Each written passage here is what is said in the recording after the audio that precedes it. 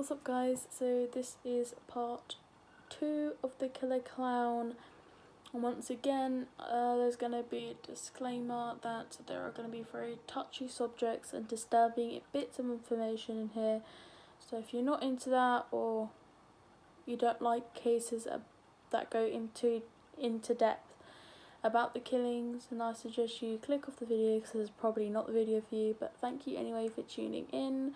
I want to put another disclaimer that I don't mean any disrespect whatsoever to the families of the victim or the victims themselves. I've just taken bits of information from different videos, articles, websites, and compiled it all into one video. So I'm going to go back to 1972, where Gacy married his high school sweetheart, Carol Hoff, and her and her two daughters from a previous marriage moved into the home. Carol was aware of why Gacy was in prison and about his prison time, but obviously Gacy downplayed it all and made her believe that he had changed. But obviously, by no surprise, he was arrested for sexual assault after just within weeks of them being married. But the accusation was that he impersonated a police officer to get a teenage boy into his car and then forcing him to engage in oral sex. But all the charges were dropped because the victim had tried to blackmail Gacy.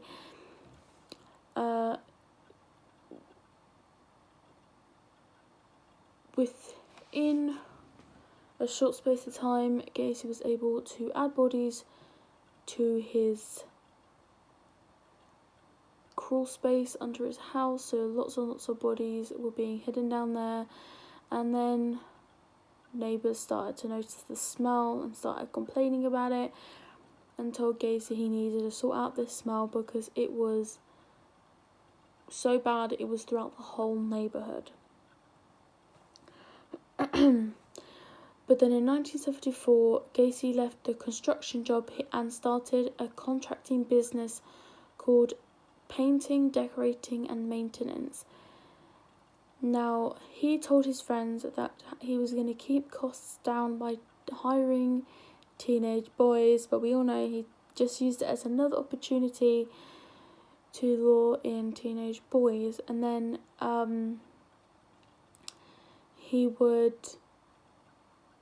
he then started posting job applications, and anyone who applied for the job, who were obviously young teenage boys, he would invite them back to his house for an interview.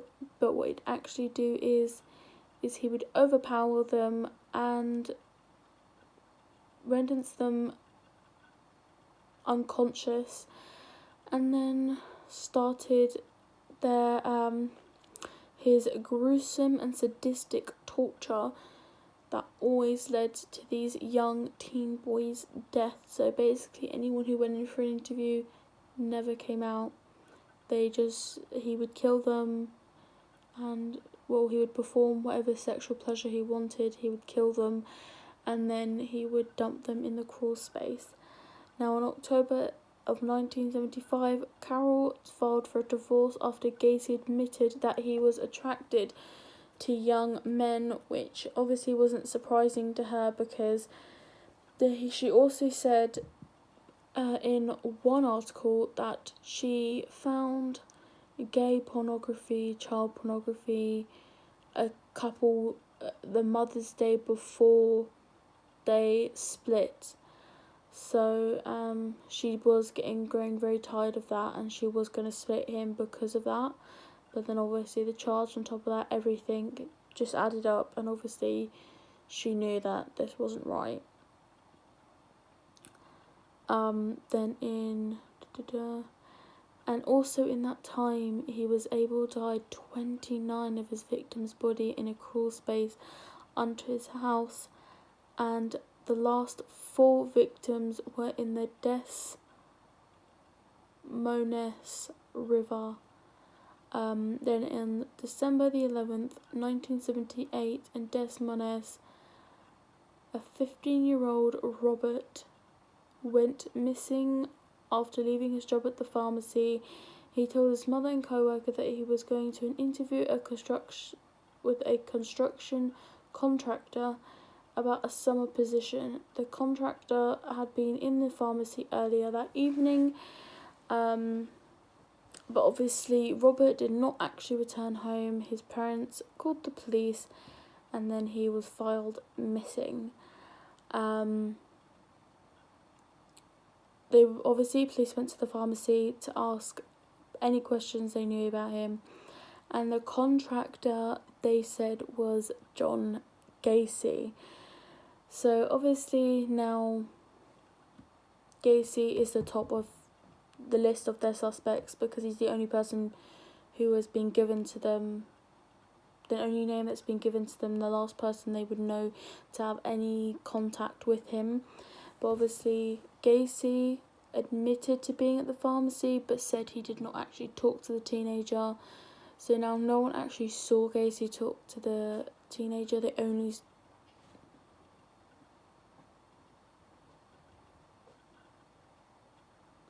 Oh my god. I thought I saw someone right there. My heart stopped for a second there.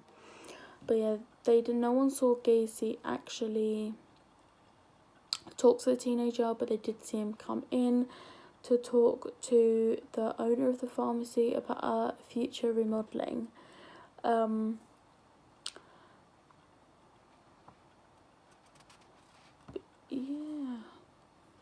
But Robert also, that night was the night of his disappearance, was very upset because he asked for a raise. He wasn't given one, but then he told everyone about how he was going to go see the contractor about a summer position. So they all knew that he was talking about a contractor and looking for a summer position. So they all knew that that's where he was going. So this obviously at this point didn't look really too good for Gacy anyway. But they searched Gacy's house, and the evidence collected at Gacy's house included a high school ring for the class of 1975 with the initials JAS, handcuffs, drugs and drug paraphernalia, 2 driver's licenses that were not issued to Gacy, child pornography, police badges, guns and ammunition, a switchblade, a piece of stained carpet, a hair samples from Gacy's automobiles, store receipts and several items of teen-style clothing in sizes that would not fit Gacy. Now, investigators did go down to the crawl space but did not discover anything and left quickly due to the rancid odour that they attributed to be a sewage problem, although the search solidified suspicions that Gacy was likely an active pedophile. It did not turn up any evidence linking him to Robert. However, he is still a prime suspect in this part.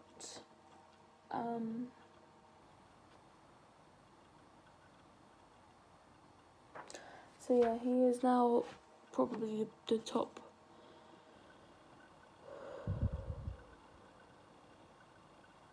So yeah, did have this contracting business. They did say he was going to go. Robert was going to go see one. He was the only one that came into the pharmacy, and he has things from teenagers and stuff to support other cases that have happened and that he's gotten away with. So in this case, it did not look good, and it's really weird how they didn't find these bodies and they gave up because of a smell. So in all fairness, they could have gotten right there and then, but unfortunately they didn't. Now, 2 surveillance teams were assigned to watch Gacy 24 hours a day. The investigators continued their search for Robert and continued interviewing his friends and co-workers. They also began interviewing people who had contact with Gacy. What investigators learned was Robert was a good, family-orientated kid. John Gacy, on the other hand, had makings of a monster. They also learned that Robert was not the first but the fourth person who had disappeared after having contact with Gacy. So yet again, they know more people have gone missing after talking to Gacy. So this is definitely not looking good for him at all. At this point, I don't know why they didn't even think, they shouldn't have even thought twice of arresting him for possible kidnap or murder of him. But unfortunately, they didn't at this moment. Meanwhile, Gacy seemed to be enjoying the game of cat and mouse with the surveillance team. More than once, he was able to sneak away from his house undetected. He also invited the team to his home and served them breakfast. And then he would joke about spending the rest of the day getting rid of dead bodies. So, to them, it was a joke. To him, it was...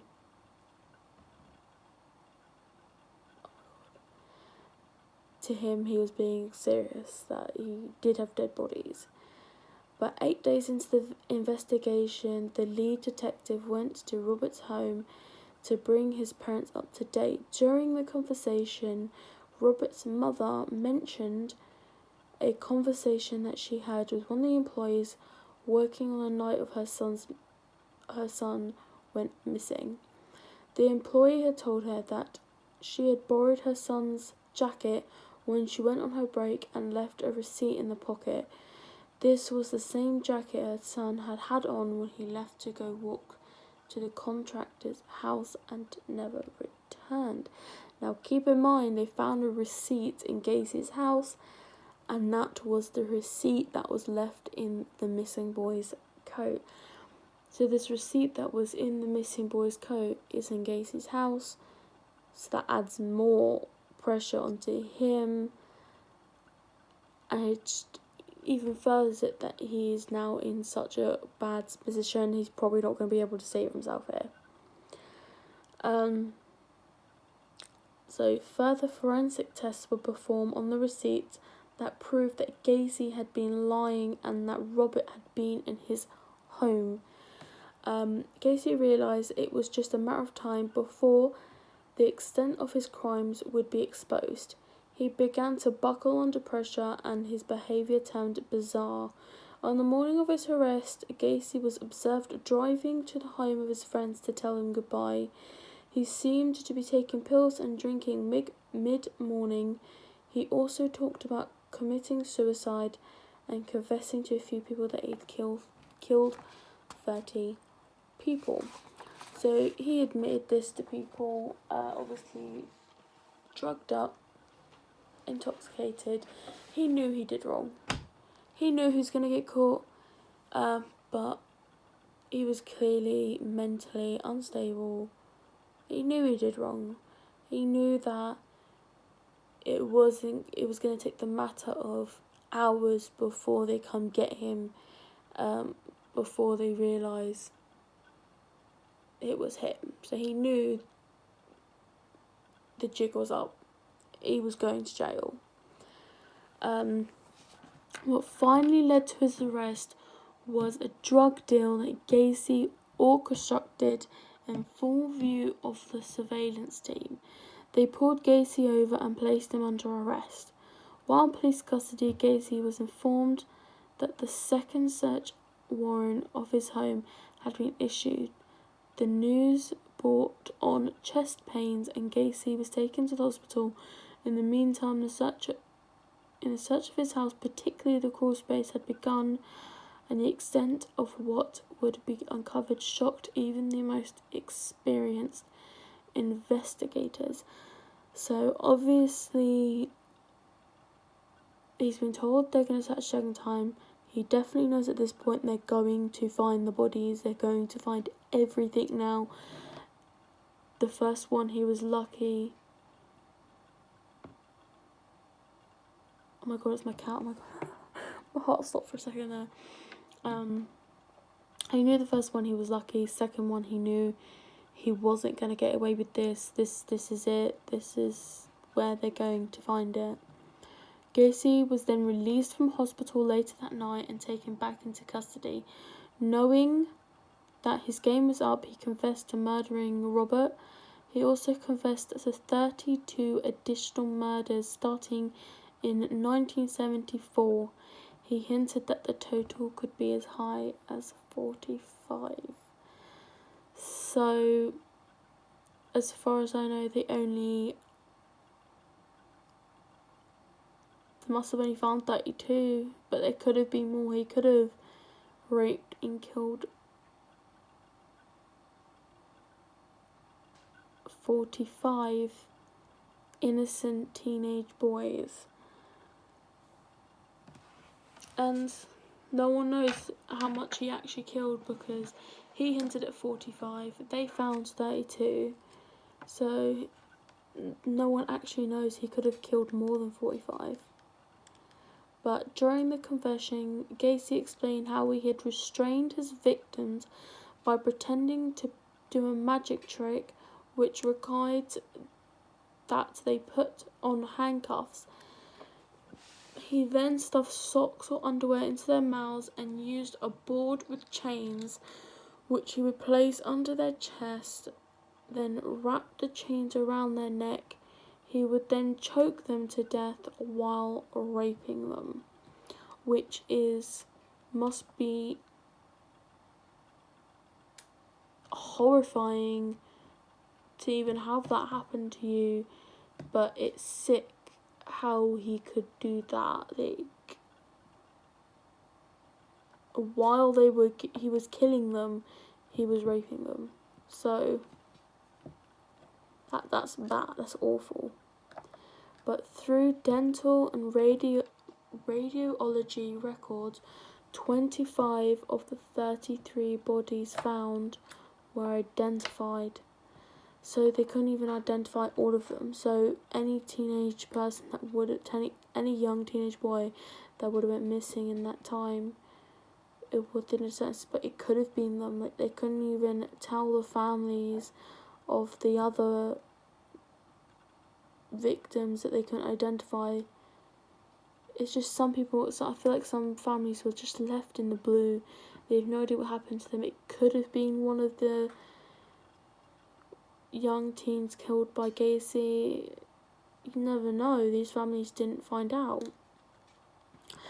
But on February 6, Gacy went to trial for the murder of 33 young men. His defense lawyers tried to prove Gacy was insane, but the jury of 5 women and 7 men did not agree. After only 2 hours of deliberation, the jury returned a verdict of guilty, and Gacy was given the death penalty. The reason he was called the Killer Clown was because he dressed up as a clown and performed at kids' parties. So in his spare time, he would dress up as a clown. I think he was called Pogo the Clown, and he would perform at different kids' parties. And yeah, so that's where he got his name from, because it was disturbing that he was doing these parties with young children and then raping and killing young teenage boys. So that's where he got his name from. But while on death row, Gacy continued to taunt authorities with different versions of his story about the murders in an attempt to stay alive. So he was trying to twist everything he'd already said in the past, but the decision was made, and obviously they weren't going to change their mind. This was a sick individual, and there was no way they were going to let him get away with it. But Gacy continued... Oh no, I've already said that. But only once his appeals were exhausted, the execution date was set. So nothing he said was going to change their mind. Oh my god, that was my cat again. That cat scared me. John Gacy was executed by lethal injection on May 9th, 1994. And you would think, I've seen some people who get death penalty, some people apologise to the family, some people don't say their last words, but Gacy said before he died, he said, I'm